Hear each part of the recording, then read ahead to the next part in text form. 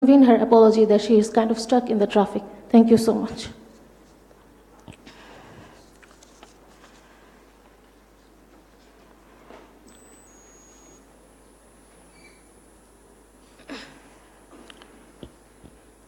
And now I would request our organizers and volunteers to welcome our guests with flower bouquets.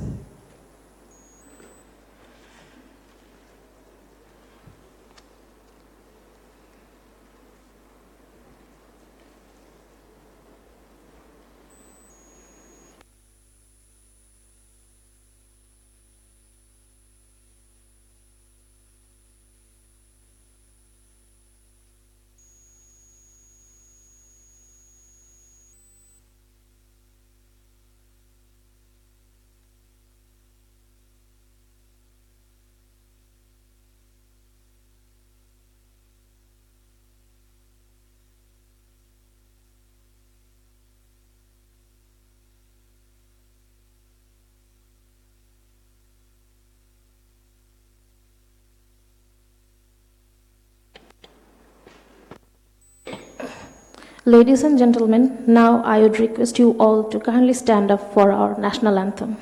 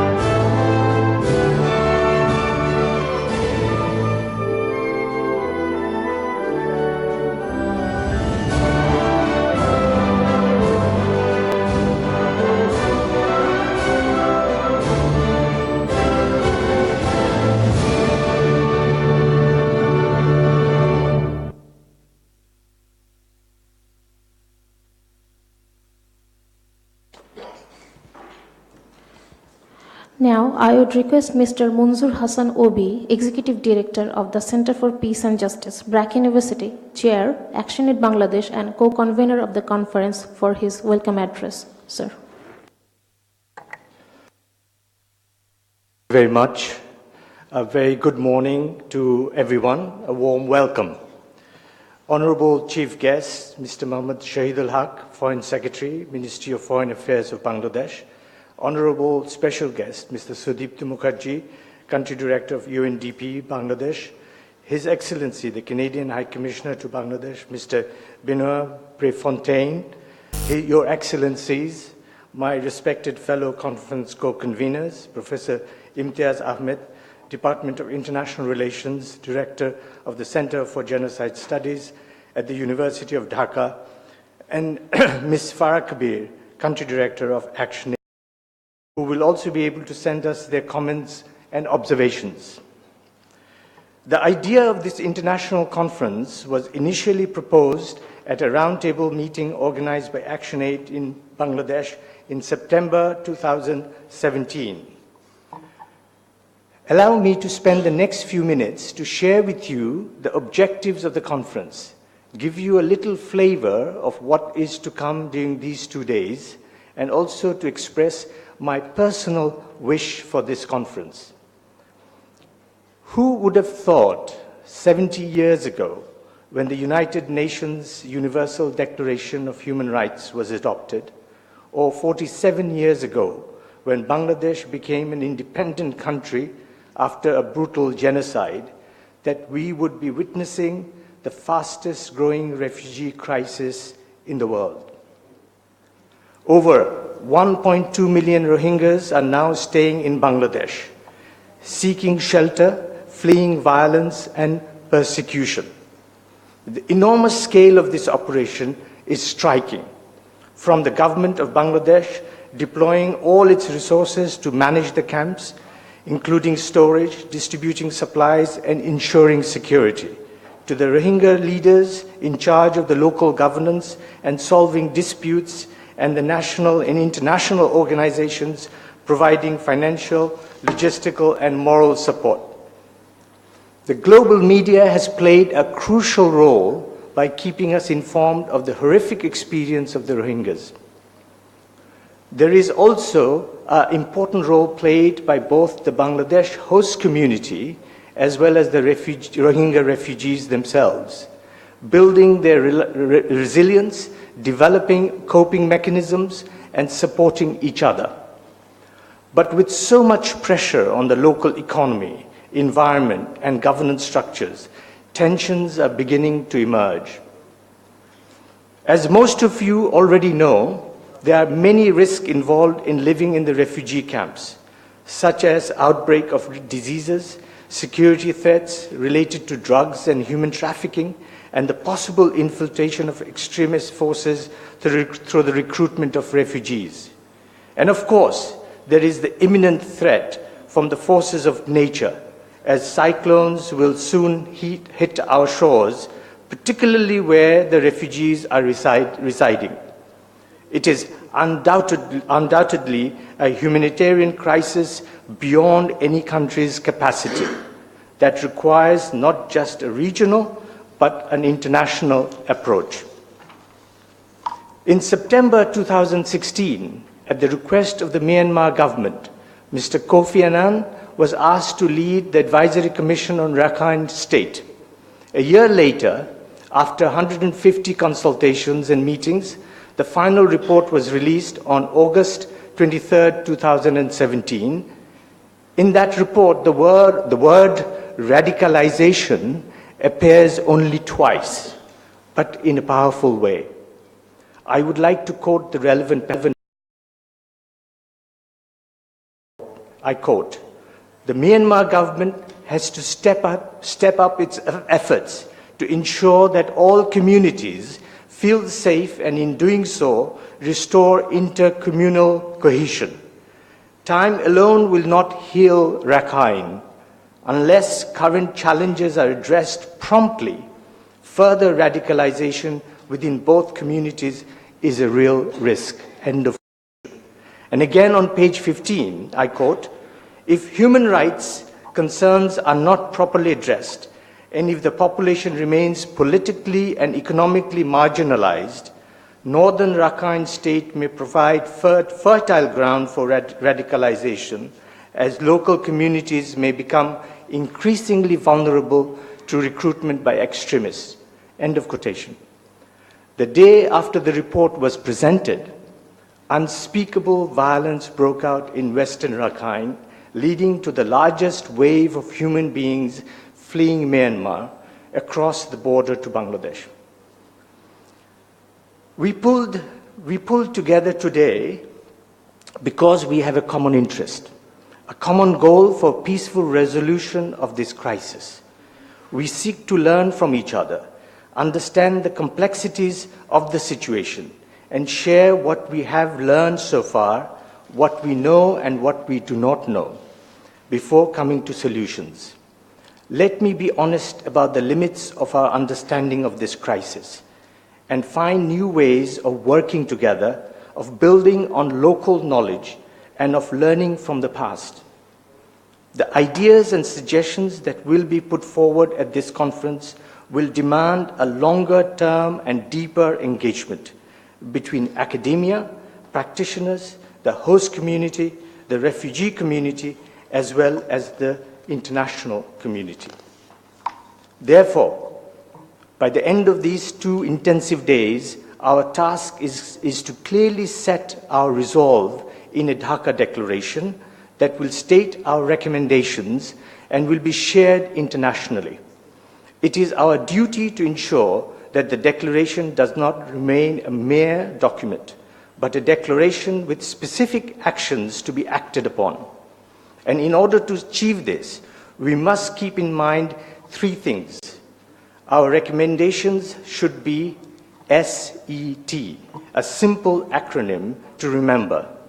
S stands for specific in terms of targeted actors and actions. E is for evidence-informed, bringing together local experience and expertise with evidence from reliable research. And finally, T stands for time-bound. This is no small feat, but I believe that we can carry out this task together.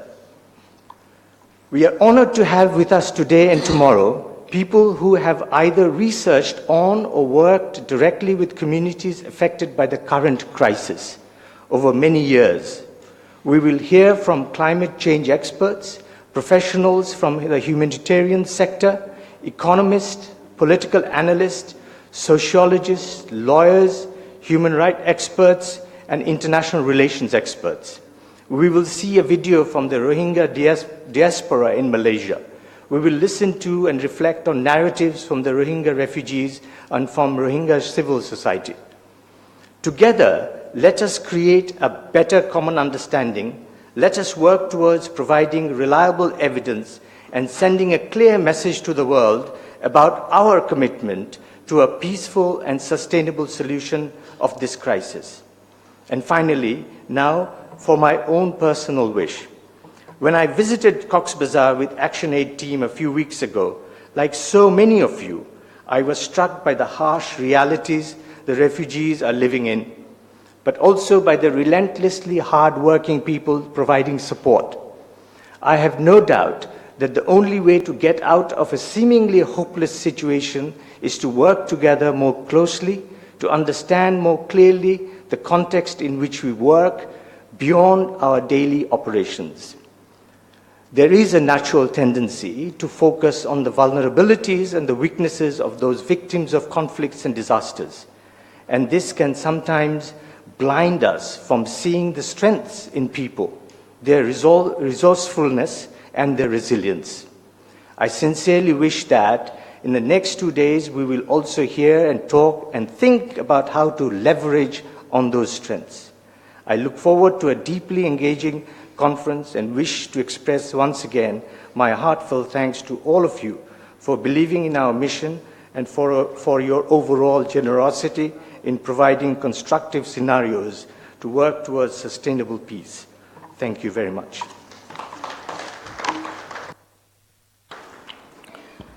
Thank you.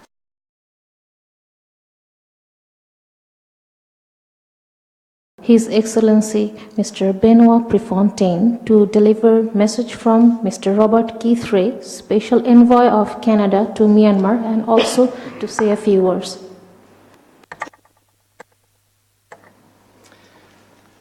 Honorable Foreign Secretary, special guests, excellencies, conveners of this conference, and ladies and gentlemen, assalamu alaikum, and a very good morning to everyone. Canada has been deeply concerned about the fate of the Rohingya community for a long time, but nothing had prepared us for the kind of crisis we witnessed in Myanmar since August 2017. I can assure you that from the beginning of the crisis, Canadians have felt nothing but praise and gratitude for what Bangladesh has been doing, for its humanitarian policies, and without a doubt, a lot of lives have been saved thanks to all of this. Canada is also aware and quite concerned that various impacts are affecting your citizens, your country's economy, its security, its environment, and Canadians want to help. I know that many other countries are also concerned and active and trying to find ways to intervene and assist in this situation. I'm here today, as was just explained by the MC, that because Canada has appointed a special envoy to look into this crisis. So our Prime Minister asked Mr. Bob Rae to become active, to travel around the world, to speak to everyone who has something to say, and to provide him with guidance and advice on what could be done. And I'm here because I have a message to convey on his behalf. Before I do that, I'd like to take a couple of minutes perhaps and describe the context in which Canada has been doing all of this. In Canada, as soon as word reached our country of what was happening in North Rakhine in August 2017, a lot of citizens and NGOs formed a coalition, started organizing rallies and demanding action from our government. Our foreign minister in early September was meeting with these groups, and during one meeting, it was called the Rally for Myanmar Victims, it was called in those days. Nobody knew if we could even say Rohingya without offending someone.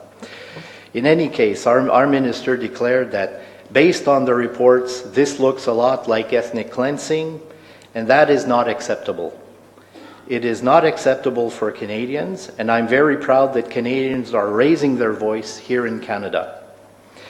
So since then, senior officials from Canada have started to visit the refugee camps in Cox's Bazar, have tried to go to Myanmar, not always successfully.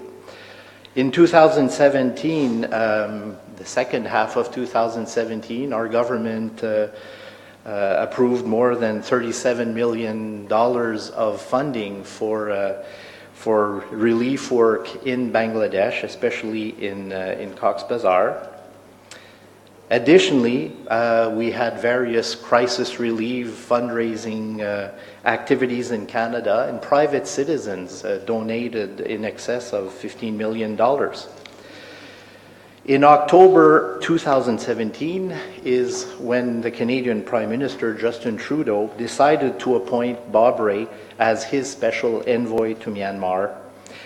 In his announcement, the Prime Minister explained, and I quote, "As Special Envoy, Mr. Rae will reinforce the urgent need to resolve the humanitarian and security crises in Myanmar and to address the situation affecting vulnerable populations, including the Rohingya Muslim community." The Prime Minister's press release stated that Mr. Rae would also advise the Prime Minister on how Canada can best support efforts to respond to the needs of those affected and displaced by the recent violence.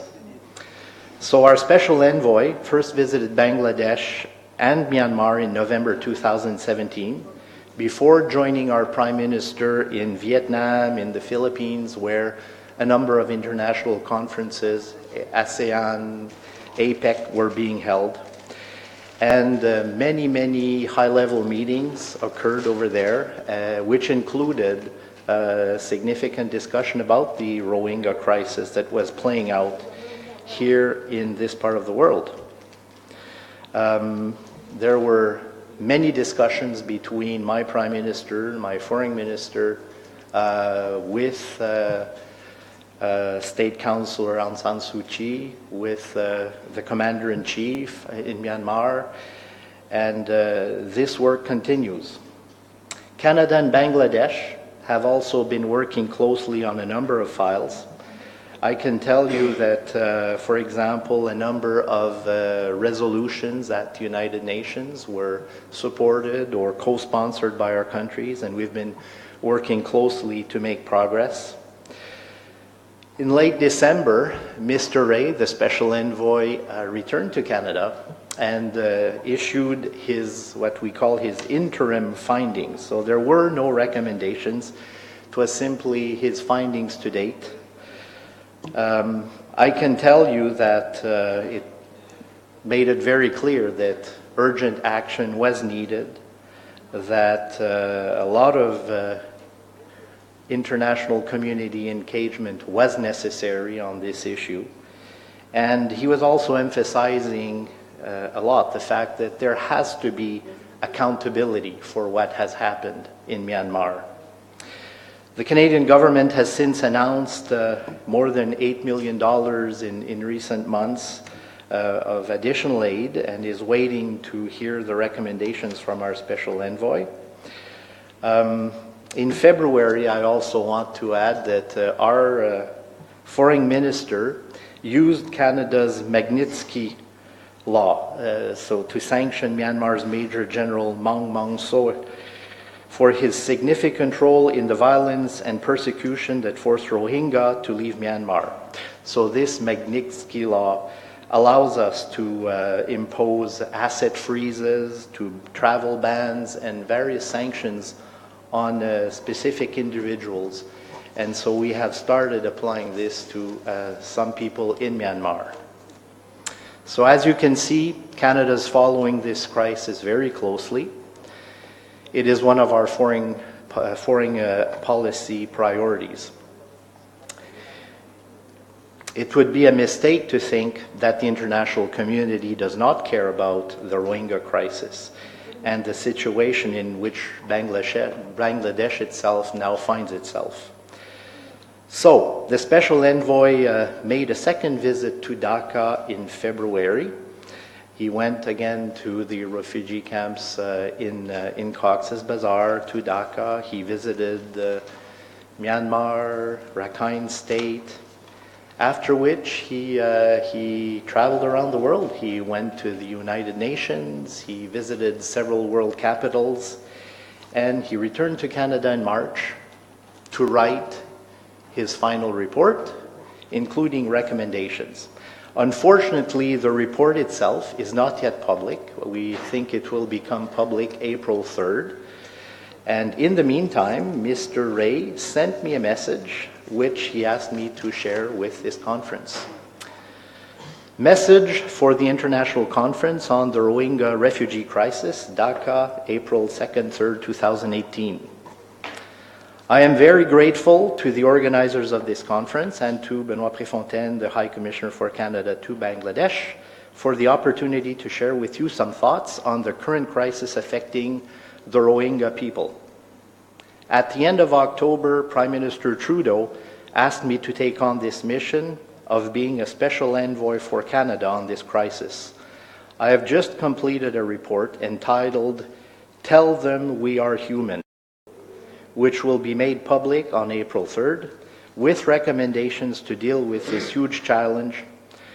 The report will be available on the internet. The world needs to wake up to the deep human crisis, both in Bangladesh and Myanmar, which will become even more severe with the arrival of the rainy season. Much more needs to be done to ensure the safety and survival of the Rohingya people, 1 million of who are now in southern Bangladesh and several 100,000 still in Rakhine State in Myanmar. The remarkable effort of the Bangladeshi people and government need to be made sustainable by international assistance and engagement. The title of my report comes from an emotional conversation I had with a member of the Rohingya community in Kutupalong camp. At the end of a discussion about what had happened to him and his family over many years, I told him I would be taking his message to a wider public. What did he want me to say? His answer was simple: tell them we are human. Like far too many in history, the Rohingya have been denied their home, their identity, and their dignity. Until this is dealt with, no resettlement plan will be effective. The conditions for a successful repatriation are clear. We need to be certain the Rohingya people have security and dignity. No return can be forced upon them. I am urging the Canadian government to focus more effort as well on the need for accountability for those responsible for the devastation that has happened. Thousands have been killed. Hundreds of villages have been destroyed. These facts are undeniable. There needs to be a systematic gathering of evidence, and those responsible for crimes against humanity need to face justice. This will take a sustained effort on our part. The conflict did not start at the end of August 2017. The marginalization and discrimination against the Rohingya people goes back much farther than that. As Kofi Annan recognized in his report last year, it will take a commitment to change and clear paths to citizenship and inclusion to make progress. I hope that my report will contribute to a wider understanding of the current crisis, and most important, to action to save lives and ensure a better future. I wish your conference well and hope it contributes to these two things as well. And he underlined these two things: greater understanding and action. I look forward to coming soon once again to the region and hearing the results of your efforts. Once again, my thanks to the Canadian High Commission and to the conference organizers. My best wishes to all. Signed, Bob Ray.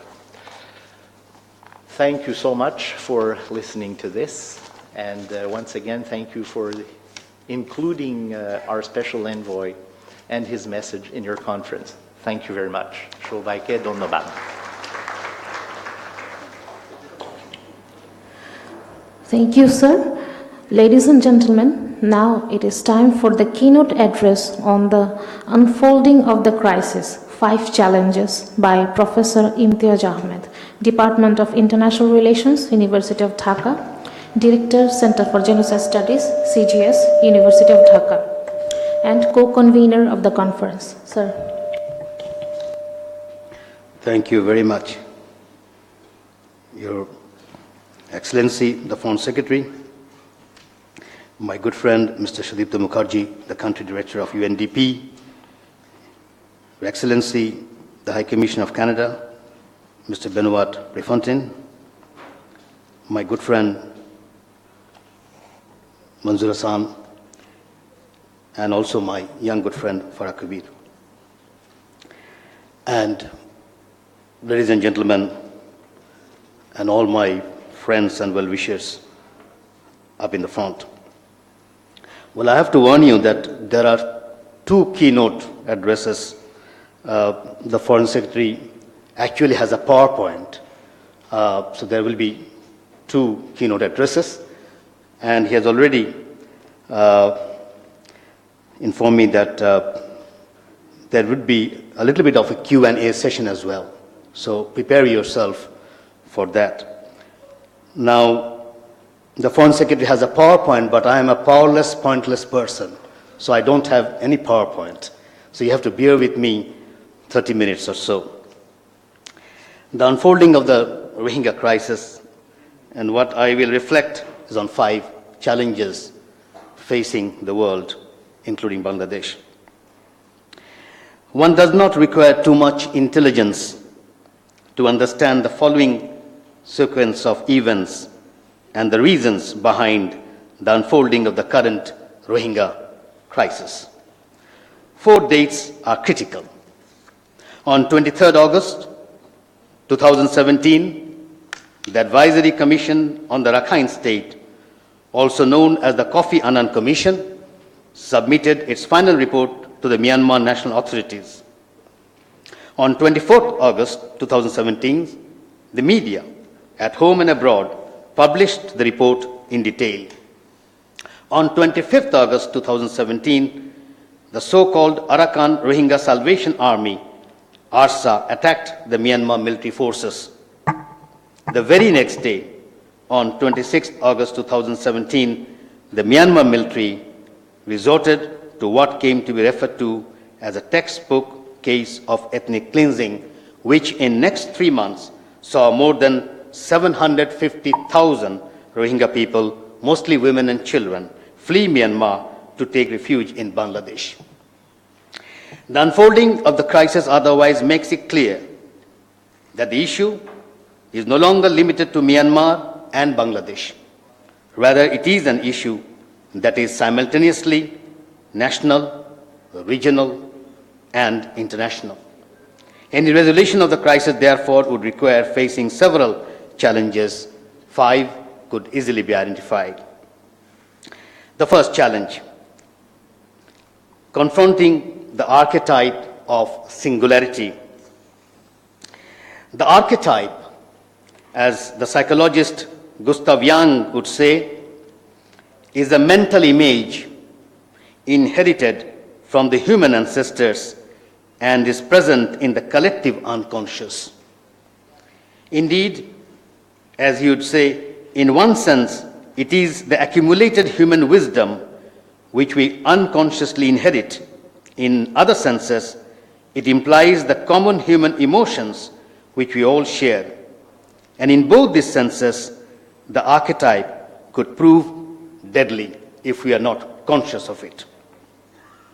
Indeed, Rabindranath Tagore warned us of the archetype of singularity as early as 1913 when critiquing the nation and calling it demonic. His famous statement was, and I quote him, "I am not a patriot. I seek compatriots throughout the world," unquote. Nobody understood him then, and we have seen World War I soon turned into World War II. And I don't have to say the atrocities that happened during that because of that archetype of singularity. Now, I got a sense of the archetype of singularity when I became a friend of a Theravada Buddhist during my student days in Australia, and when I heard her say that in our childhood we were taught, and this is the statement she was telling me, if you have to choose between killing a snake and an Indian, kill the Indian first, unquote. But when I reminded her of Lord Buddha being an Indian, she remained silent, almost ignorant that Lord Buddha was from South Asia. There is not so much difference between championing the cause of one's nation, ethnicity, or religion, as they're all informed by the archetype of singularity. Some call it fundamentalism, but then if you ask what is fundamentalism, it is nothing but singular interpretation of things. Now, place of Theravada Buddhism and the confluence of state and religion has come to a level that it has reached a stage where those who are in Myanmar believe, quote unquote, believe in what they are doing is right. Now, how do you dismantle that?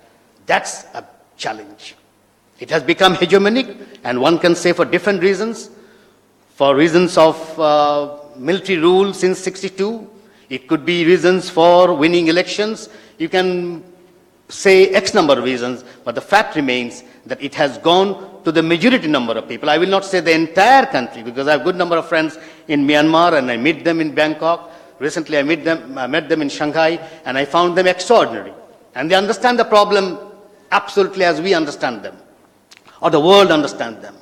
But the point is, the bulk of the majority, including the state, has got this archetype of singularity and considers the Rohingyas, well, they even don't use the word Rohingyas, considers this group almost a threat to Buddhism, threat to the Myanmar state, and you can go on and on.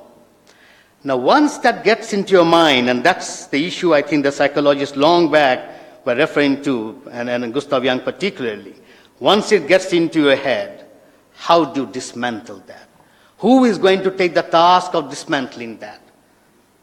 What do we do with that? That is a challenge, I believe, that is in front of us. Now, out of that challenge, we see that Myanmar state has become master in manufacturing narratives. And there are interesting narratives. Of course, narratives of radicalism, of Islamic radicalism. There is no evidence of it. There's hardly any evidence of them joining Al-Qaeda and ISIS. In fact, in terms of population ratio in South Asia, we have Maldives after Tunisia. In terms of population ratio, they have one of the largest numbers who have entered Al-Qaeda and ISIS And nobody talks about Maldives, but nobody stops visiting Maldives.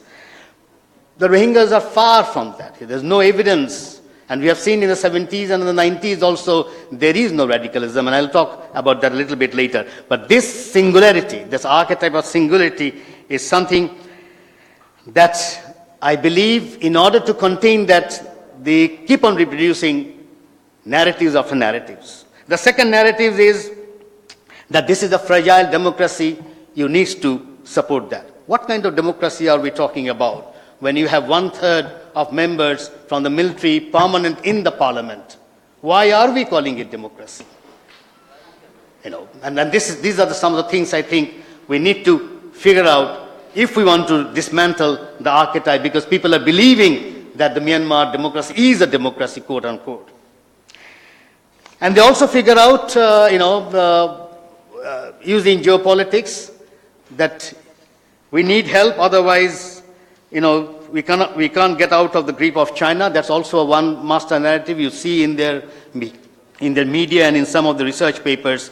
So the first challenge, I think, and I think is one of the biggest challenge that we have, is how do you get out of the archetype of singularity, particularly when this archetype is being reproduced now throughout the world. And we see that, interestingly, even in the United States with Donald Trump. Number 2 challenge is humanitarian.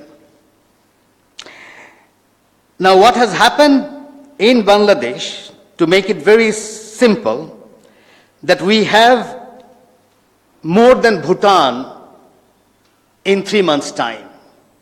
Well, Bhutan's population is less than 800,000. We have 1.2 million people.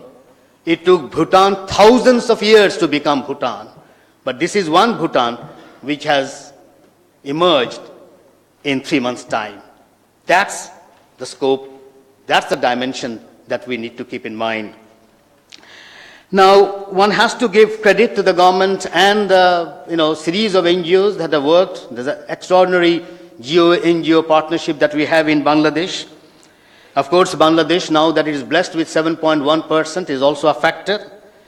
And since we are known to be, acknowledged experts when it comes to disaster management, that has really helped us. But it is quite understandable that this humanitarian response for the government to continue would be difficult. Now, when it comes to repatriation, the government, and I'm sure the Foreign Secretary will talk in details, has made it very clear that there will be no repatriation without UNHCR support. What it means that there will be no forcible repatriation. Now, if that is the case, we are looking into serious issues. Because in the 70s and the 90s, we did not have an issue of ethnic cleansing, genocide, or crimes against humanity. But this time we have that. Now, how can you tell this population, go back to a place without having any rights, without knowing what kind of rights they would have, and tell them, it's fine if you go back. It's almost something,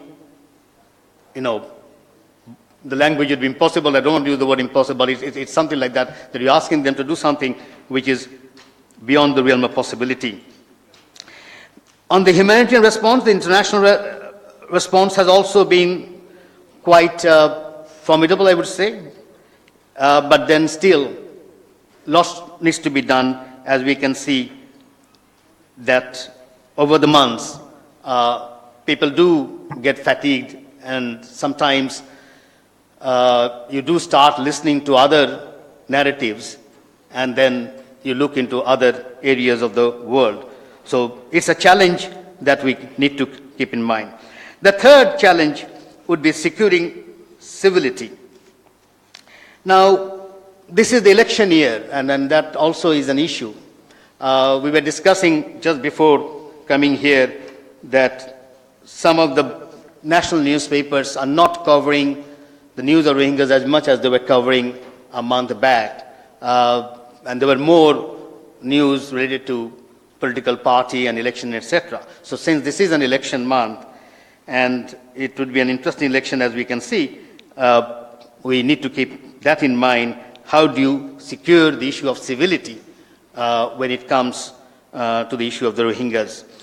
Now, there are a lot of alarmists, around the world, including in Bangladesh, and alarmism sells well, but in this case, I must say that the alarmists are falling trap to the Myanmar military's narratives, and this is why alarmism is so counterproductive. Bangladesh Peace Observatory, which is housed in my Center for Genocide Studies, we map violence. I guess by now we have the largest amount of data on violence of 26 categories throughout Bangladesh, and I can tell you with some confidence that when it comes to violence in the Rohingya camps, it is much, much, much less than New York. And that's a bad example, but I thought it would make easy to understand. You will not see the amount of violence. And yes, what can happen, when it can happen anywhere. But to keep on saying that the Rohingyas are becoming radicals, you don't see that evidence. And the numbers are so little that to bring that is almost, if I go back to Edward Said's famous book, Blaming the Victim, you're simply blaming the victim. The fourth challenge is crafting a regional consent, because we see that there is division even in this region when it comes to Rohingyas, and two countries, particularly China and India, are not so much with Bangladesh as much as Bangladesh would hope. There are differences, but public perception is that they're still not with us. But I guess this is the best time to put into practice the well-known doctrine of Bangladesh foreign policy, and that is friends towards all, allies towards none. The policy ought to be engaging with the non-conformists, then the conformists. Some beginnings have been made. Prime Minister did visit some of the ASEAN countries, including Cambodia and Singapore and the city-state of Singapore, but I believe we need to do a lot more. On India's position, I guess there is a little bit of change, but we need serious change when it comes to India's understanding of the issue. And it's quite shocking, at least it was shocking for us, when we did not find the kind of attention and the support that we needed, particularly knowing very well that in 71, we faced a genocide and where India supported us wholly. Now in this issue, it's quite surprising that geopolitical consideration is playing a far greater role than the issue of genocide. China, on the other hand, we have a 3-point plan. They have come up with a 3-point plan, the six-fire repatriation and going to the root causes of the conflict, albeit from the standpoint of development, but it is yet to bring any tangible results. We need to work on that, and I'll come back what Bangladesh can do given this regional consent. The final challenge is ensuring international responsibility. Now, as I mentioned very clearly that this exodus, this time is different from the mid-70s and the 90s. And we were not even the age of globalization at that particular time. Now we are in the age of globalization, and that can be, something that we need to keep in mind when we try to look into the issue of international responsibility. There is now enough international legal instruments, which in the 70s and the 90s, it was not there. The issue of R2P, rape as a genocidal violence, these were not there in the 70s and 90s, but now you do have all these legal instruments. So how do you ensure international responsibility?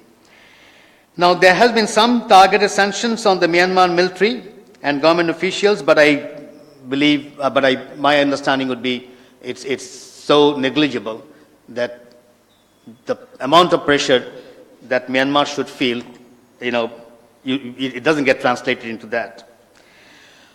We see the UN Special Rapporteur on Myanmar with a statement on 12th March 2018 recommending for the establishment of spatial documentation structure to preserve evidence of serious crimes as a good beginning, but still I believe that members in the UN General Assembly must come up with more concrete steps so that Myanmar state can feel the pressure that they cannot get away with this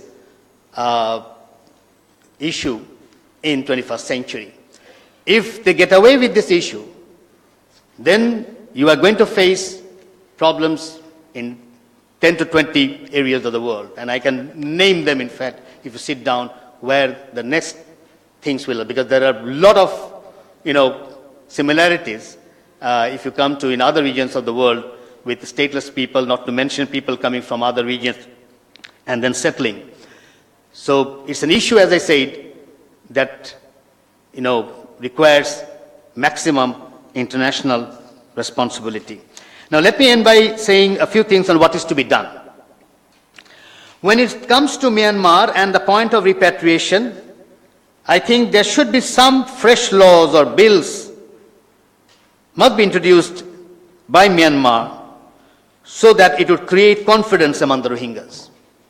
Unless you have fresh laws or bills, I see no reason why you can ever think of a repatriation. Because the Rohingyas must feel that, yes, the state has changed a little bit, and there are certain visible texts, and they can go and look into those texts and see, okay, this is something that we feel comfortable about. And this is where I think the international community needs to put pressure and even can start thinking of what draft should be there so that it can start almost dismantling the archetype of singularity that we see in Myanmar. Even inside Myanmar, I think there should be UN-sponsored meetings, particularly those who are pledged in Geneva. There's no reason why we can't do that. And not to mention continuing activating the ASEAN and the Middle East countries. Now, when it comes to Bangladesh, I think we need to create circle of spaces. And then it comes from our historical understanding of what diplomacy is all about. And the concept is kutniti. You create circle of spaces. And that, I think, is something that we need to, work on. And that would include our prime ministers visiting both Beijing and Delhi. And there's no reason why it should not be done, particularly on the issue of the Rohingyas. Now, we have seen today in the newspaper that Prime Minister probably will be meeting Narendra Modi in London, but that, I believe, is not enough because we need to gear up on this issue so that the countries of the world would understand that this is one issue that needs to be solved very quickly. Also, getting the Russians and particularly Mr. Putin to Dhaka would be an interesting step because that is something that I think we need to work on, given the fact that Russia has a veto power in the UN. Now, I'll end by saying that this particular conference was designed in order to start thinking that there should be a series of international conferences, and we can start, and at least the government can also start thinking of, calling a conference where we have substantial number of Rohingyas residing at this particular moment. And that includes India, Pakistan, Saudi Arabia, several Middle Eastern countries, Thailand, Indonesia, Malaysia, Australia, and even Japan. And I say these are the countries where you already have sizable number of Rohingyas, and they remain stateless. So I think it would be an interesting way to see what those countries are thinking when it comes to solving this issue. And then, of course, we need to have an international conference either within or outside the UN so that we can solve the problems once for all. Now, if you look at some of the suggestions that have been made, whether in the Kofi Annan Commission report and our Prime Minister's 5-point in the General Assembly and the 3-point by the Chinese, they are similar. This is the interesting part. There's a huge consensus on these three approaches that I've just flagged. So I think there's already a kind of a consensus that we can see, and we just need to work on this so that we can solve this problem once and for all. And of course, we need to take the issue to the UN General Assembly, particularly for establishing the Spatial Documentation Center, an idea, I think, that is not going to go away, even with repatriation. Even if Myanmar and Bangladesh solve this problem bilaterally, the issue of ethnic cleansing, crime against humanity and genocide will not go away with this Myanmar issue. It's not going to go away.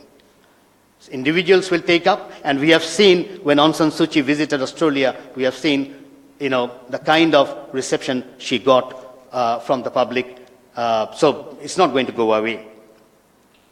Let me conclude by saying this is not simply a Bangladesh-Myanmar issue. Rather, it is an international issue, an issue of norms and values, an issue of rules and regulations, an issue of decency and civility, an issue of being civilized. Indeed, an issue of being human, how to ensure justice to a population in a dire situation, a population who have lost everything, even to dream and live a life with dignity. Thank you very much.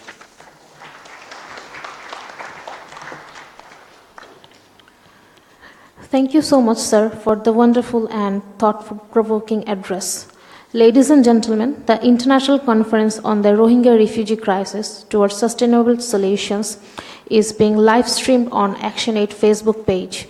Please feel free to share and comment. Now, I would request our special guest, Mr. Sudipto Mukherjee, Country Director of UNDP Bangladesh, for his remarks.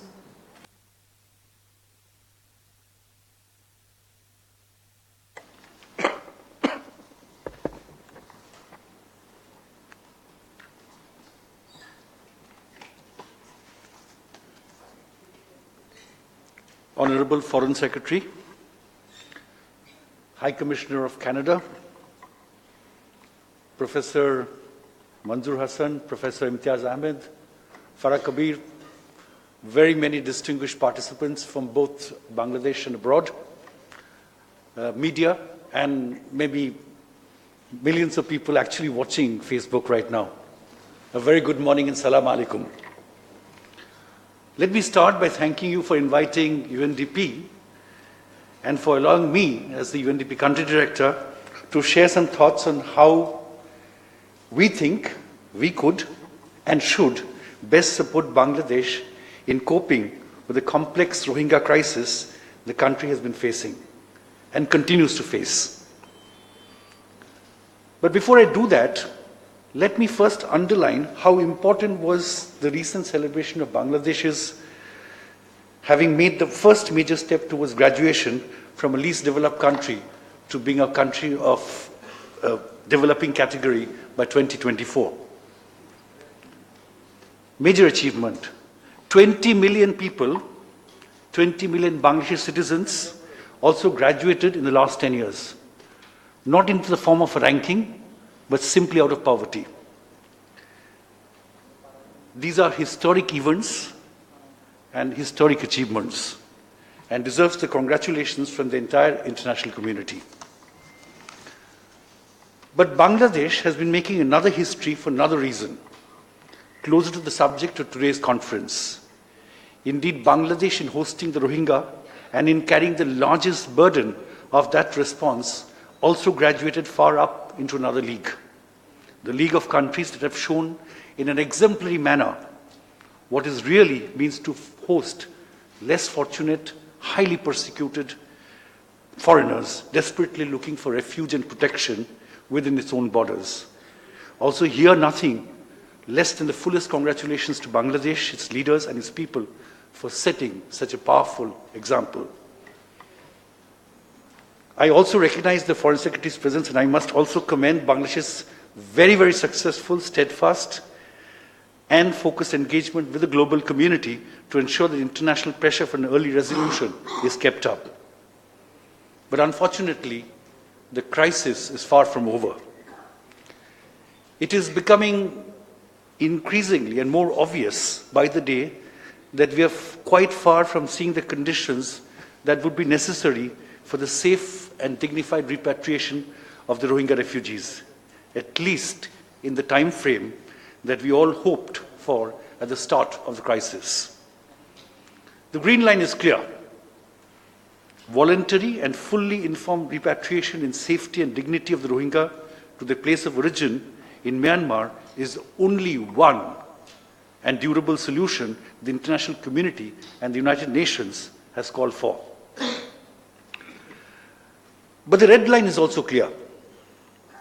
No repatriation of the Rohingya to their place of origin if this is not of the free choice and if such repatriation is not happening with the respect, protection and fulfillment of all human rights and provides them the legitimate access to full and equal Myanmar citizenship.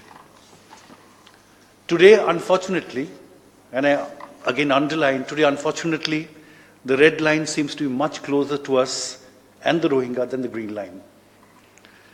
The crisis that we currently face may thus become far more protracted than we originally thought or hoped for.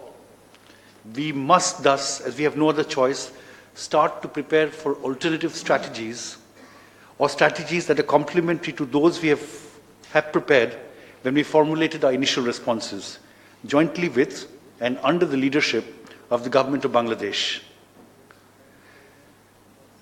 Here, I wish to make 5 points. And as you hear the 5 points, you will know that none of them are really that new, but nonetheless, I feel that they're quite important as we discuss today's subject. First, in these strategies, the need to continue to provide emergency support to the Rohingya while they are being hosted by Bangladesh and the Cox's Bazar district and host communities. This is a huge burden and which we cannot expect Bangladesh to carry alone. Secondly, as the crisis seems to be lasting, we can no longer focus only on life-saving support for the Rohingya. We must consider support beyond emergency and thus beyond life-saving support to strengthen the resilience to cope with such protracted shock and to avoid the emergence of a lost generation. Youth need to be productively engaged. Education needs to be further emphasized. These are necessary to keep them from losing hope completely and adopting negative coping mechanisms. Today, and as I underlined before, the largest donor by far in the crisis response is Bangladesh. It includes the financial contribution, it includes the substantial time allocated to the emergency response by so many national and district institutions. But it also includes the multifaceted impacts of the crisis on the district and communities that host the Rohingya. It is thus important that the humanitarian aid dependency of the Rohingya does not become permanent. As a call on Bangladesh and the international community resources to respond to such dependency would not be sustainable. The resilience of the Rohingya to recover from and adapt to the shock they have experienced needs also to be gradually built so that they can, over time, wherever they may be located in the days, months and years ahead, benefit from a sustainable livelihood that not only contributes to the society they are part of, but also frees them from aid dependency. Third, we must attach greater attention to the huge costs host communities and the host district, Cox's Bazar, have carried on their shoulders as a result of the crisis. This goes from inflationary pressures on consumables gradually spreading throughout the district, we have been studying this, to growing pressure on the capacity of the public officials to deliver all public services to a district population that has grown by 50% in just a couple of months. In fact, as Professor Imtiaz mentioned, it's like a new Bhutan emerging in a matter of a couple of months. Several UN agencies, and I mentioned ILO, UNHCR, UN Habitat, UNDP, and UNOPS, have joined forces to undertake, in close collaboration with the district administration, a very in-depth assessment of the impact. How deep does it reach? How much larger should the definition of the hosting community extend? How much impact evolves if the crisis becomes much longer lasting. And I mention this because even in the definition of the host community, we were initially considering only the communities which are just adjoining the camps. But we now realize the entire district has been affected. Just to, as I mentioned earlier, that the fact that the public officials are so stretched and the public service delivery has become so stretched that everybody in the district is actually facing the impact. These assessments are being undertaken to inform the formulation of effective response that also aims at strengthening the resilience, in this case of the host communities and the host district, to recover from the crisis and mitigate the impact. UNDP also in its part, we have actually formed a strategy for the next couple of years, proposed several interventions to specifically address this particular priority. These include an expansion of the social safety net interventions to the poorest host community members as well as the poorest Rohingya, and through the established national delivery mechanisms, investments in community infrastructure and support to updating the district development plan and rapid capacity augmentation to those institutions providing the most critical public services and public goods. And I mean the district administration in particular.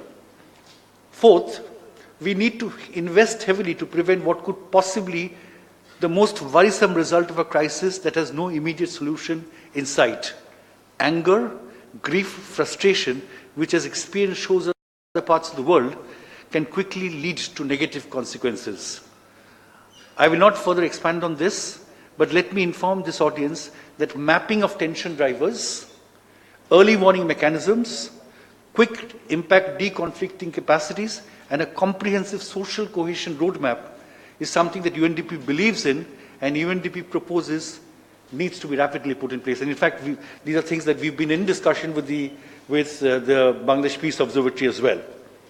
And five, and I want to underscore the five is perhaps the most important, we need to be prepared for many, if not all, possible future scenarios.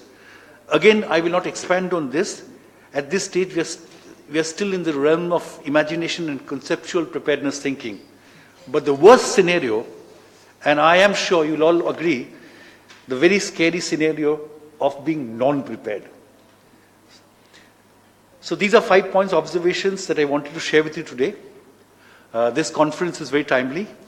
And of course, as I sort of look forward to what comes out of the conference, I also include the Dhaka Declaration, which should clearly articulate what Bob Ray has been mentioning about greater understanding and a roadmap for action. I thank you for your attention.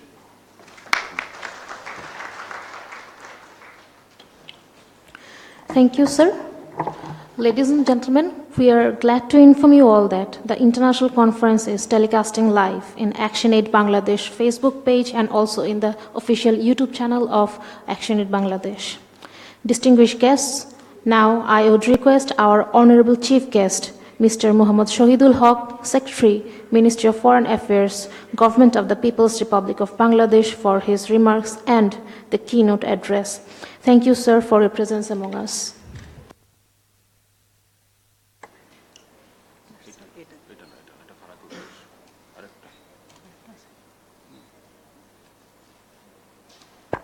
Assalamu alaikum and very good morning to all of you. Professor Imtiaz, distinguished panelists,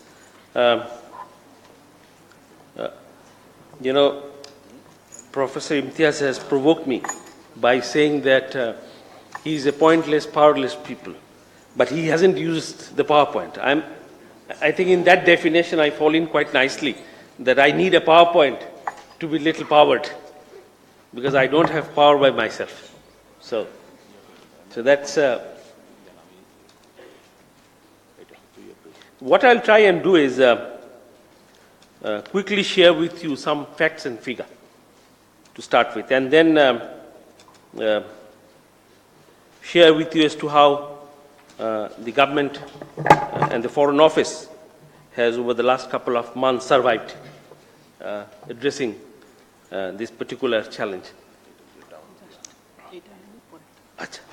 I know this room is not very suitable for using PowerPoint. Some of you would have difficulties looking at it, but nevertheless, that helps me to sort of streamline my own thoughts. Before I go into the presentation, there's two aspects that I want to share with you.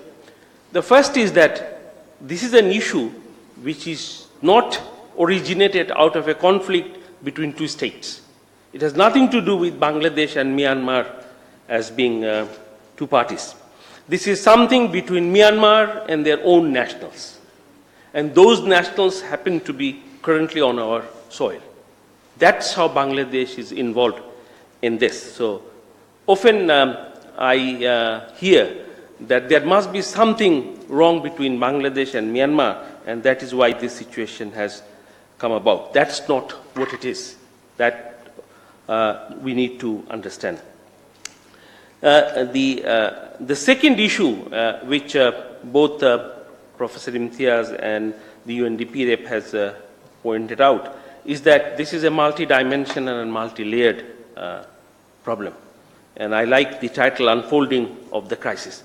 I think we are somewhere in the middle of seeing the total manifestation of the crisis. We had the emergency phase. Now we are moving out of the emergency phase and looking at some of the other things, but there's yet some layers to be seen, and that's where the challenge is, and I congratulate Professor Imtiaz for bringing out some of the things that we are currently struggling with it in our Foreign Office. Now, this picture is quite interesting, where our Prime Minister went down to see how the Rohingyas are faring in those days. And those were very difficult days for us. I still remember that some of us went down to Cox's Bazar on 23rd and 24th of August, 2017.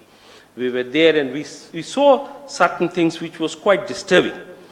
One was that huge mobilization of troops on the other side of the border. Not only troops, but also heavy weapon, including some weapons which we normally do not see unless there is a war between the two countries. So that is something disturbing. But we were yet to realize, although we had our understanding, that this is what is going to unfold on the Rohingya population in their own country. So that's one. But when people started coming in, that put the government of Bangladesh in a dilemma. That what we do faced with a huge flow of non-nationals on our soil. And we had an experience of just 1.5 to 2 years back, where most of the European countries refused to accept almost like 1 million refugees from Syria, Iraq, Libya, and other places. So it wouldn't have been difficult for us also to decide not to allow them to cross over, and if they cross over, let them cross over and go somewhere else. That could have been the scenario, which could have destabilized the whole region. So I think international community need to recognize that the government of Bangladesh, under the leadership of Prime Minister Sheikh Hasina, decided that not only they will open the border for them to come in, but also try and stabilize them inside Bangladesh, not letting them walk through. They were, that census, we found out that there are 300,000 people in Bangladesh who are not refugees. There were also 34,000 refugees in the refugee camps. So before August 2017, there were 334,000 Rohingyas in Bangladesh. So that's one population. What happened in August 2017, that between 2017 and this latest flow, there were again a flow of about 87,000 people. It's recorded by you. No, we haven't kept a record of that in those days. So 334,000 plus 87,000. And then we have, since August 25th, as of today, in fact, yesterday I think there were a couple of families walked into Bangladesh. So the flow continues, although not in that large numbers. That more than 700. So altogether, it is 1.1 million. That's what we're talking about. And I think we shouldn't debate this anymore. Anyone wants to have a figure, we would ask them to go and have a head count by themselves. So the reason I'm emphasizing this, that sometimes it only counterproductive to talk about it. In fact, if you look at the size of the camp, the Kutupalong extension camp is the largest camp in the world ever to be seen by civilization. Largest camp, more than actually 550,000. So that's what it is. Bangladesh is currently hosting the largest displaced people camp in the country. And that is why Bangladesh is on the radar. Now, what was the response of the government of Bangladesh under Prime Minister Sheikh Hasina? The first thing the government decided, she decided, through consultations, that border has to make open. This is the first time a country has decided that it will open the border and let the refugees come in. And the border as of today is open. This is something the world community need to recognize. Second, we also allowed journalists, international community, whoever wants to go and see this measuring, the abuses that have taken place, the horror that has taken place in Myanmar, and who carried those history of horror. So this is what it is. The people that came in, out of that 58% are children. 30,000 are women who are carrying babies. 30,000, and you will see soon manifestation of that. There are 36,373 are orphaned. Either parents not there. The question that we should be asking, where are they? Where are they? And 777 and 1 children are without any parent. No father, no mother. So where are they? Where they have gone? That's the question that we should be asking to the world and the international community. Okay. Faced with these situations, I'm talking about beginning of September, where Prime Minister is about to go to the UNGA for the annual UNGA consultations. We had long discussions in terms of our policies. Often I hear in the talk show that the government have no policy on this. They don't know how to deal with it, and all kinds of things. Let me show you that we were dealing with these issues long before its manifestations. Long before its manifestations. If there's an opportunity, one of these days I will walk you through the things that the government has done in the past, both in terms of cabinet debate, having a policy before the whole thing exploded, and subsequent decisions. These were very well thought out policy decisions. In fact, I normally carry a binded copy of decisions where a Prime Minister has, after a long discussion, has written directives by her own hand in this case. So, those who talk in the talk show saying that, it's nothing, not well thought out, I think they are utterly wrong. In terms of Prime Minister's articulation in the UNGA, you should recognize that it was a very challenging and a difficult decision for any government to go and say things which will have implications on another government. And it's a neighbor. Myanmar will continue to remain our neighbor. So that's the other issue that we always kept in mind. So she decided the thing that has happened to the Rohingyas is unacceptable, unbelievable, and it has to be told to the world community. So that is, for the first time, we took an issue like this to the international platform. In the past, we did not, although we had opportunities. So the first one, that this is an ethnic cleansing, we stopped there. We did not extend the narrative further, because I think there was a number of reasons. I hope one of these days we'll be able to explain it. And then we said, let's send a fact-finding mission to Myanmar to see, and to Bangladesh. And second is that, could we think of creating safe zone in Myanmar so that these people can go back to safety? And so that brings to the whole issue of return. And she also said that, could we all agree to implement the Kofi Annan Commission report? So these are the 5 points which we still continue to pursue. We have added to this. Now that we have a bilateral arrangement, we would like to see that bilateral arrangements get implemented. Now, this is where we say that that's like a responsive and responsible leadership of the Prime Minister. That is what was expected out of a global leader and a humanitarian leader. Now, this is where these people are. I'll walk you through quickly. Now, what are the new challenges? The new challenge is the arrival of the monsoon. We know those hills that has been, trees has gone, they're no longer forest, how that land will hold on under severe flood or cyclone. So these are the challenges. And the other challenge that is coming out is the whole issue of assistance.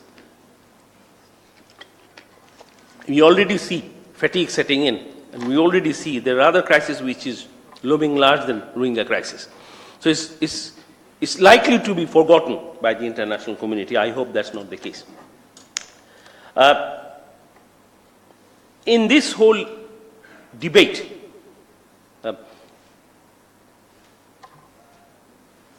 couple of weeks we are noticing that there's a narrative. I don't know who generated this and how it got space. That, you know, there will be flood, there will be cyclone, and these people all will die. Full stop. And you wouldn't believe that I have been confronting these questions time and again. And I look at these people and see and tell them that, you know, either they are far from the reality or there's some other motive behind it. Because all kinds of weird ideas are coming out of some of the well-known universities which I dare not sharing with you. There must be something somewhere happening which is generating these kinds of ideas. Like, you know, all the Buddhists will go to the other side and Rohingya people will remain here, coming out one of the center of Harvard. You know, ridiculous ideas. It has never happened anywhere in the world. Unacceptable. So there must be somebody somewhere making these stories public. So being a university, I thought I'll share this with you. Now, one, I would like to assure you that Bangladesh government is aware of incoming monsoon. This is not something new to us. And we have elaborate plan as to how we will help these people. Extra land has been allocated already, so let's not have a debate on it. There are other issues where we can have debate, and which I'll share with you as to what that we want. Let's not debate as to how the government of Bangladesh would host them or will take care of them. Since we have allowed them to come in, it's our responsibility to also take care of them, and we will do it. There are an elaborate plan on this. Now, one of the issues that became an issue is that, you know, it is one of the largest mega camp. So within the largest mega camp, you have a problem with access road. The government of Bangladesh decided that they will deploy the military to build a road. And I think now we have a motorable road which passes through the mega camp. And it has also tributaries. So this is something became an issue about 4 or 5 months back, that, you know, if something happened, how we are going to go and help them out. So that is no longer an issue. Now issue is the monsoon. So my request would be that, you know, we have an elaborate plan. If there are questions, I will answer.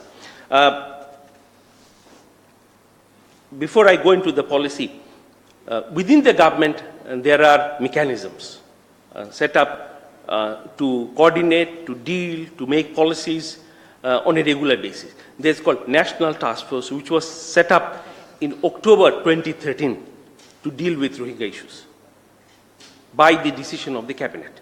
And that National Task Force now comprises of about 36 ministries and agencies. It is chaired by the Foreign Secretary. We sit regularly. In fact, yesterday we had a long meeting on the whole issue of monsoon and its consequences. And there actually some of the coordination done. It has a district level coordination mechanism where district commissioner is heads that. It is a prototype of the National Task Force. So we have put in place long time back a very good system of dealing with these forced Rohingya populations. Now, in terms of our policy, in the past, we thought that we would be able to solve this, both in 78, 79, and 91, 92, these issues bilaterally. So we kept it bilateral. We never took it to even a regional or multilateral, or even to our friends as our policy. Whether that policy was the right policy or not, that I think you need to think and look at it. I'll not make a value judgment on it. That's what the policy was, and we pursued. And it was all over the places. It was quite a long period, so you can't point out a particular government for that. Now, when we, even before 2017, we were thinking that because we did this census and we realized that we have about 330,000 Rohingyas on our soil, and what to do with them. It already became a protracted refugee crisis. So at that time we were thinking, and it coincided with the Myanmar propaganda. They started saying these are Bengalis from Bangladesh, openly. The first indication of that we saw in 2013, mid-2013. And that is the time when we bilaterally took up with them that this is coming out as your policy narrative, and we would like to know more about it. And that was the time we also activated our system. We did a very good research. Our then ambassador, Ambassador Sufi Rahman, after long research, wrote a 20-page paper on the origin of Rohingyas and where they are, when they came, and what the whole story is all about. And we shared back in 2013, November, December, that paper with some of our friends. These are part of the history of policy making on the Rohingya issue in Bangladesh. Now, when this time we are confronted with this crisis, we debated and we decided that we have to seek the help of international community and also open Cox's Bazar for international community to come and see, including international media. So that certainly a departure in terms of our policy. So we continue to have our bilateral window open, but along with it, opened a multilateral window and a civil society window. We have been going around the world talking about these things, which we haven't done in the past. So, bilateral window, multilateral window, plus a huge civil society window. And this is part of it. I thank Professor Imtiaz for arranging this platform for us. Now, in the multilateral window, it is New York and Geneva. In New York, Security Council, Third Committee.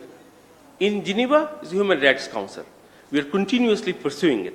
In addition to that, we are also strongly pursuing this within the ASEAN and in the OIC.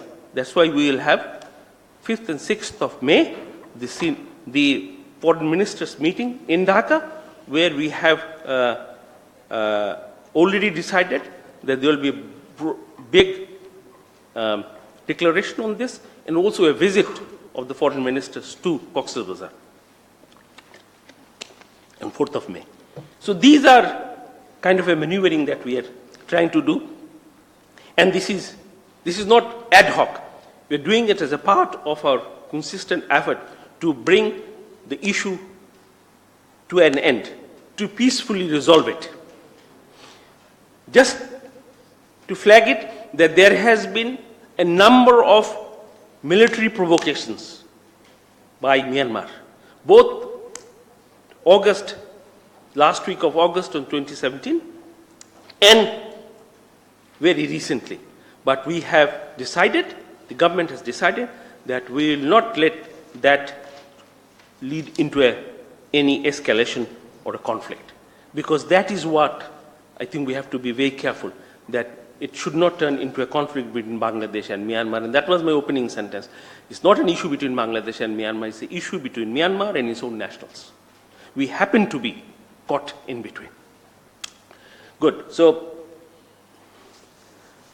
in terms of bilateral windows, we have now in place two instruments.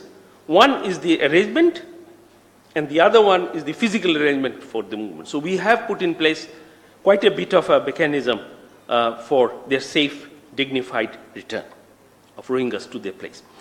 Now, this time when we negotiated with them,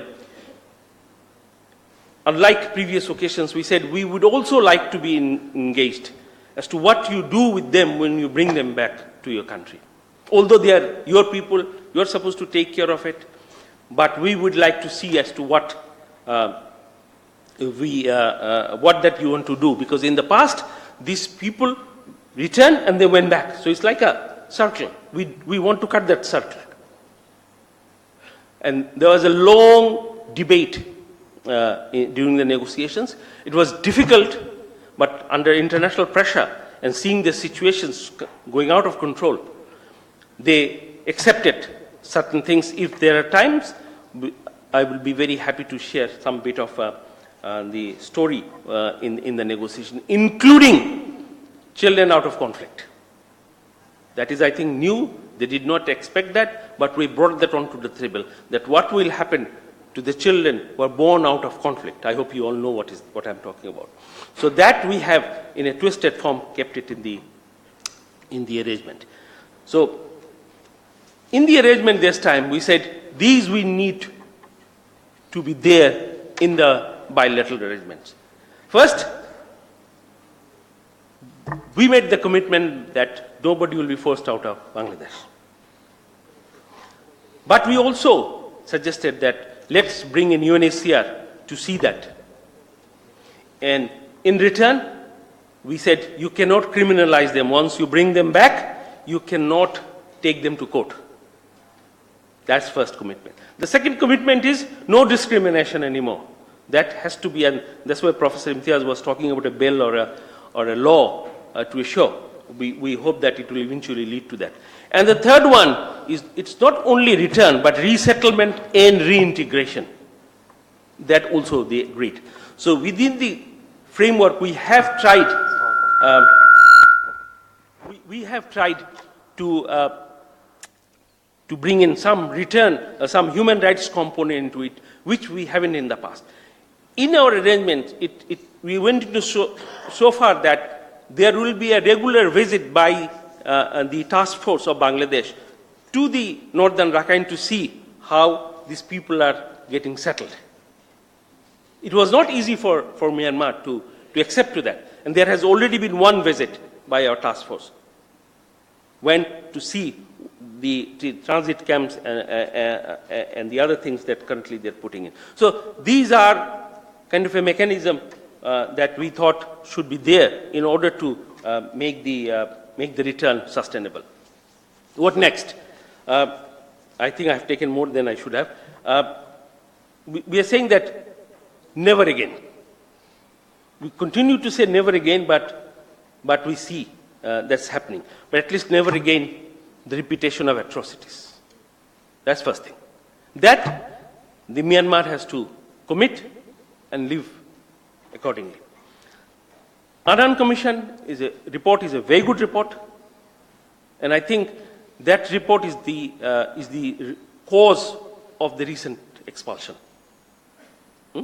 I'm making a very general comment, but that's what I feel.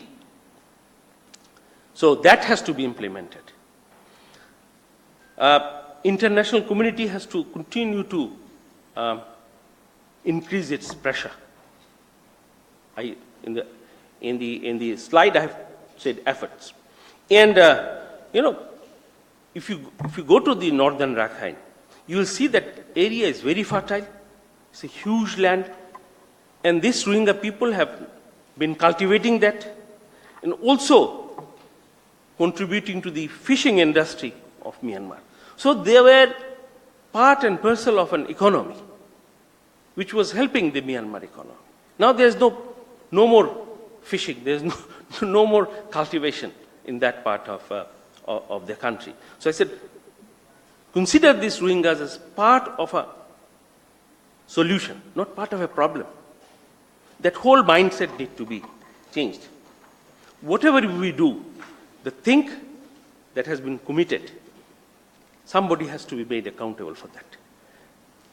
Whatever we are saying, they go back, they have their life and livelihood, everything comes to normalcy, but what happens to the people who have been violated, who have gone through atrocities, who has gone through all the injustice? That has to be settled. And Professor Imtiaz has brought that quite squarely in that. Thank you very much.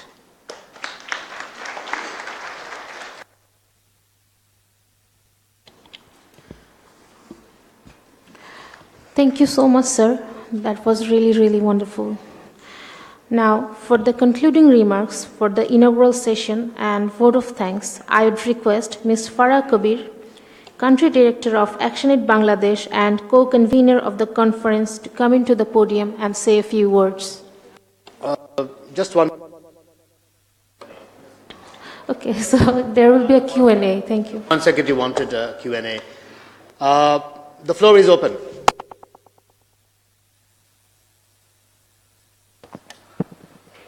Thank you very much. This is a great event. Dr. Mohsin Habib from Swinburne University, Australia. I thank you, the Foreign Secretary and the Honorable High Commissioner. It's a pleasure to be here. I just want to make a comment.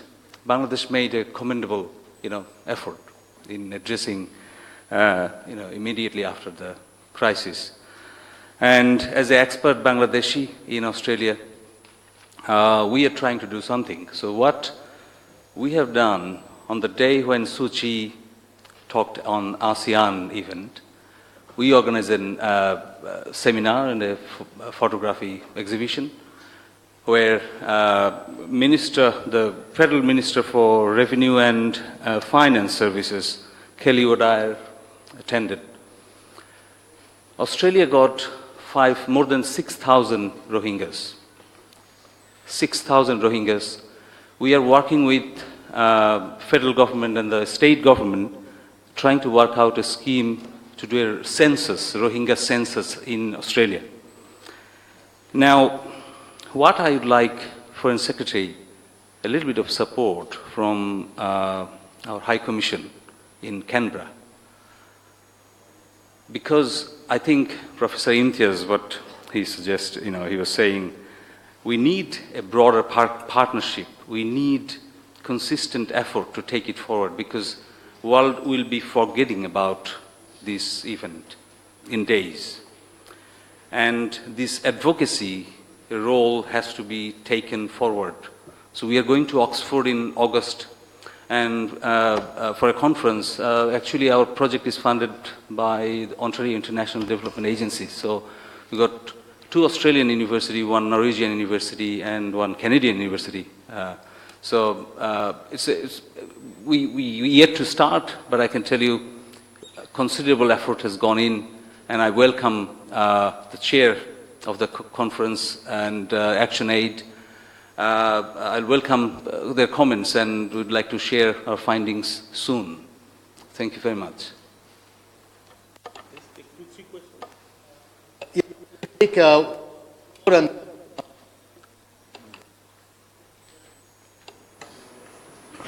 is Shahidul Islam Chaudhry from New Age. If you follow the newspapers today, especially international news agencies, Reuters and AFP created floated stories today and tomorrow yesterday, that 56 Rohingyas, including male, female, and children, were traveling to Myanmar, Malaysia, and they stopped at Thailand, restocked the boat, but the indications are there that possibly this is the first boat after August 25, with creating risk of more boat people in coming days after after 2015 boat people crisis. What is the take of the government in this situation? Yes, Ambassador Farooq Subhan. Thank you, Professor Imtiaz, and I'd like to also thank the Foreign Secretary for his very detailed presentation. I'd like to draw the Foreign Secretary's attention to a headline news item in the Independent yesterday, which states Rohingyas on the Myanmar-Bangladesh border, but inside Myanmar, are not being allowed to go home by the Myanmar authorities. We know that earlier there were also a number of Rohingyas who were in no man's land. Has that issue been resolved, and would the Foreign Secretary like to comment on this particular point? One last one. Yes, please. Yes, Mark Pierce from Save the Children. My question has to do with the island, and we understand that there's much work that's still ongoing and soon to be completed. So I'm curious to know, when does the government of Bangladesh think that it may begin relocation or voluntary relocation to the island? And will the government of Bangladesh allow the international community to independently assess the viability of the island?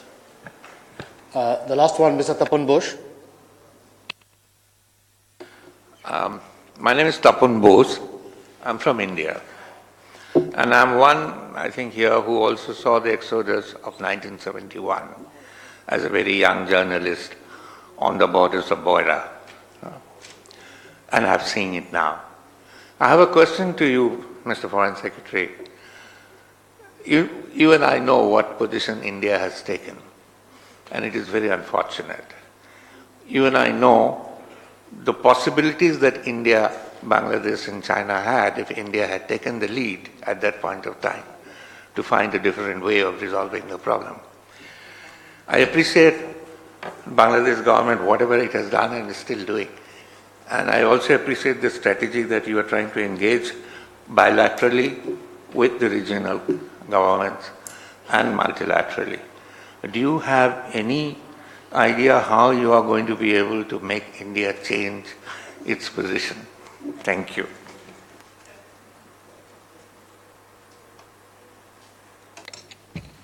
Thank you very much.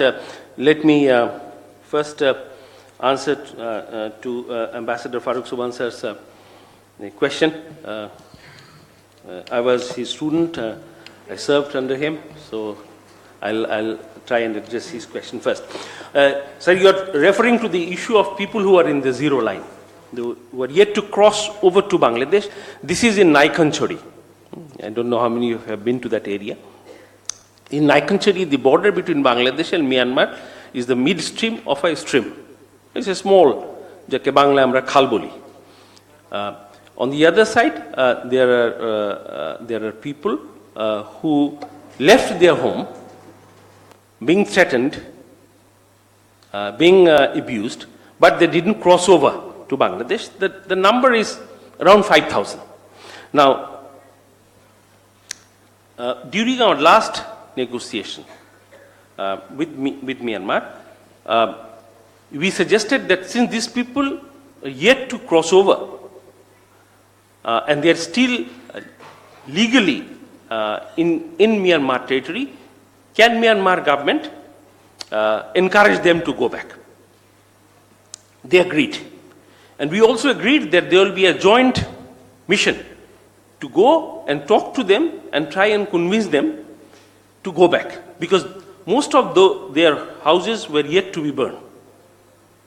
So they can literally go back in safety. Subsequently, the delegation from both sides, in fact, the Mongdu Deputy Commissioner for the first time came to that area. And there was a long one-day mission where he was trying to find out as to why these people have left their home to start with, and what are the issues that they cannot go back.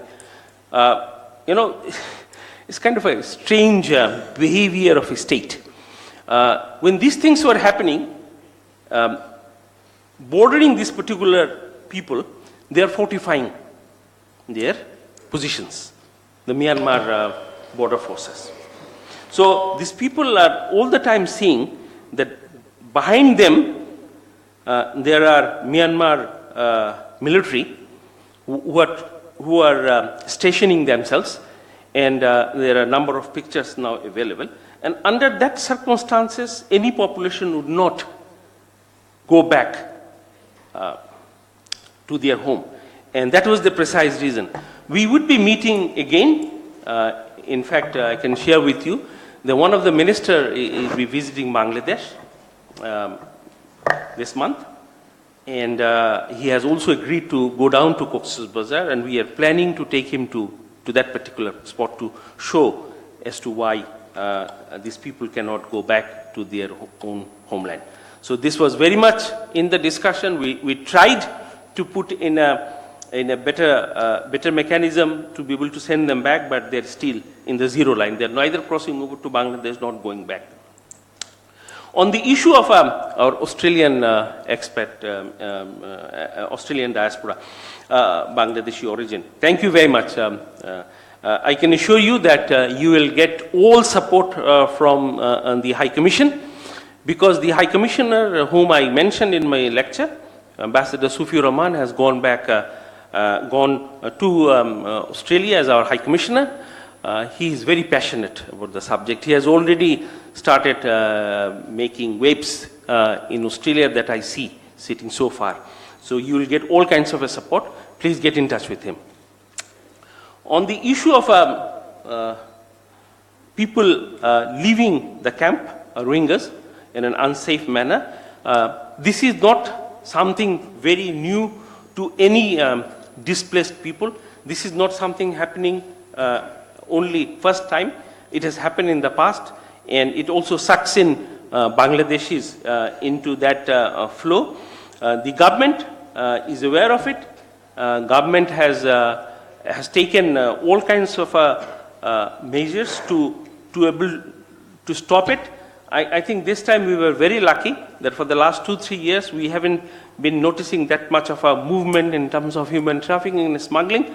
But this case is certainly something revealing, and I can assure you that the government is committed to stop those kinds of movement of people in an unsafe manner. On the issue of relocation, you know, we have multiple options for the government faced with the monsoon and the subsequent issues. One of those is the Vasanchor. We have told all the diplomats, people are trying to make this as an issue. It's not an issue. We are looking at all kinds of options. Now, at one stage you say that it is a very congested place. Bangladesh, to start with, a very congested place. You know. So, and at the second step, we said you can't take them somewhere else. You have to keep them here. So the other option is to depopulate our part of the Cox's Bazar. Is that something international community would love to see? So there is no alternative but to live side by side. And on the Vasanchor, when it will be viable, when it will be livable, only then it will be It will come under relocation scheme. And of course, Bangladesh is a very responsible and responsive state. The leadership is very responsible. We are very transparent. We will make helicopter available for you to go and see that place before we do this. Is that good enough, sir?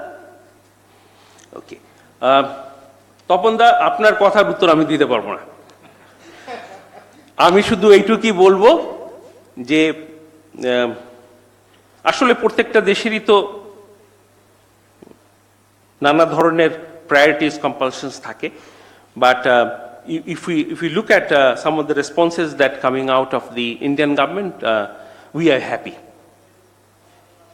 both in terms of support that we have received in the international arena from the Indian government and also in terms of bilateral. As you know that the Indian Foreign Secretary was in, the previous Foreign Secretary, Dr. Jaishankar, was in northern Rakhine and they have signed arrangements to build some houses. So that's also part of being involved in settling this issue peacefully because the most desired objective is that these people should go back in safety, security, and livelihood. That's what it is. I can also assure you that 8th and 9th, the new Foreign Secretary will be coming to Dhaka. We will have a discussions. We always have a very open and open, transparent, very receptive discussions. I had long discussion on this with subsequent leadership of India and will continue to do that. So that's where I will stop and I hope that you'd have a very good discussion and the declaration that we were thinking of, if I can make, I'll come back in the concluding session to see how the Dhaka Declaration finally get drafted.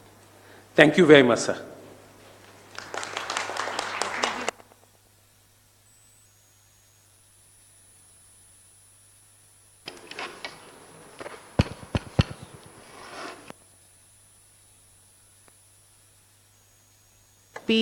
Okay.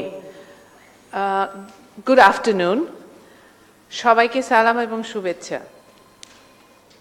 September মাস থেকে August মাস থেকে আমরা নানা ধরনের বিষয় নিয়ে এই রোহিঙ্গা রেফিউজিদের চলে আসার কারণে অনেক ধরনের কথা আলোচনা করে আসছি এবং সেখান থেকে আমরা আজকে এই জায়গায় এসেছি।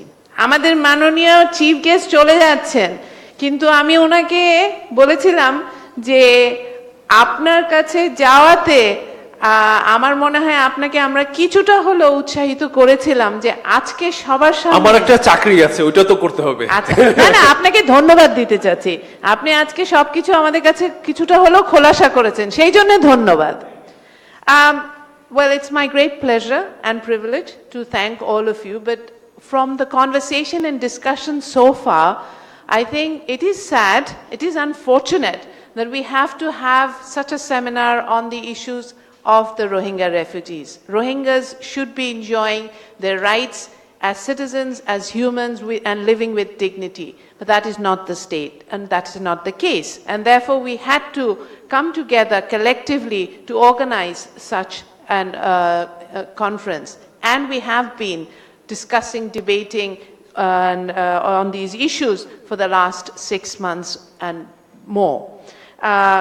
Today was the inauguration of the 2-day conference, and what I am taking back from the first session is that it is a very difficult humanitarian crisis. It can also be an opportunity to recognize and support the Rohingyas who have been deprived of their citizenship for more than 3 decades.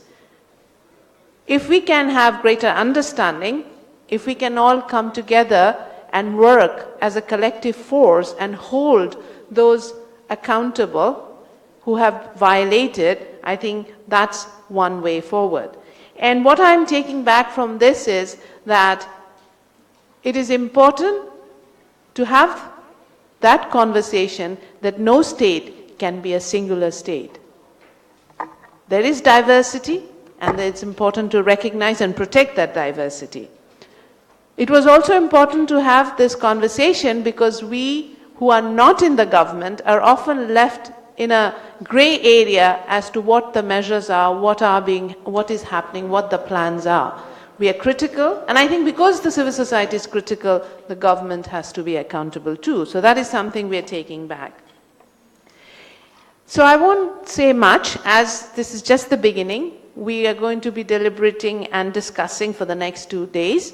But I would like to especially thank our chief guest who made the time, and we understand he had to leave.